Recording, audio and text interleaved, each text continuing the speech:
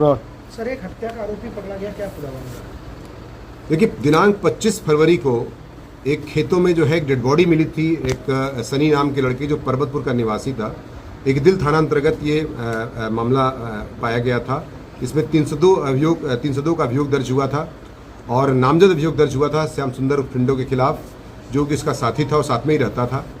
और चूंकि मुलजिम की पैंट वगैरह खुली हुई थी और खेत में लाश मिली थी, तो जो संदेह हुआ था उसके मद्देनज़र तमाम पुलिस प्रयास कर रही थी और भी अभिसूचना इत्यादि एकत्रित कर रही थी।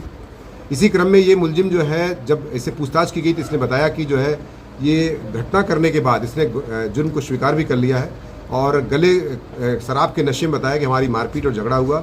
यद्यपि प्रथम दृष्टया जो उस समय इमीडिएट रीजन बताया इसने कि वो ममोज के लेकर झगड़ा भी हुआ और बाद में ये खेतों में चले गए और अपने निजी स्वार्थ में किसी कारण से इससे झगड़ा हुआ और झगड़ा होने के बाद उसने इसका हाथ दबाया, तो उसने इसका गला जो है करीब 8 मिनट तक लगातार दबाया रहा और जिससे इसकी गला दबा के उसकी हत्या कर दी। और यही पोस्टमार्टम रिपोर्ट में ही आया हुआ है कि स्ट्रैंगुलेशन से उसकी एस्पेक्सिया हुआ और उसकी मृत्यु हो गई थी। और इस आधार पर ये आदमी फिर मंडी हिमाचल प्रदेश भाग गया था और दिल्ली गया, दिल्ली से हिमाचल प्रदेश चला गया और 15 से 20 किलोमीटर ये पैदल चल के ट्रेन पकड़ा था। आप समझ सकते हैं कि कितने शातिराना ढंग से रातों रात जंगलों रास्ते से ये सराय भूपत पहुँच करके इसने ट्रेन पकड़ी और ये रातों रात फिर दिल्ली गया, दिल्ली से मंडी भाग गया था Himachal Pradesh. Police tip of के आधार पर इसको गिरफ्तार करती है और 302 आईपीसी के तहत जो नामजद अभियुक्त भी था, 10,000 का इनाम भी इसके ऊपर था।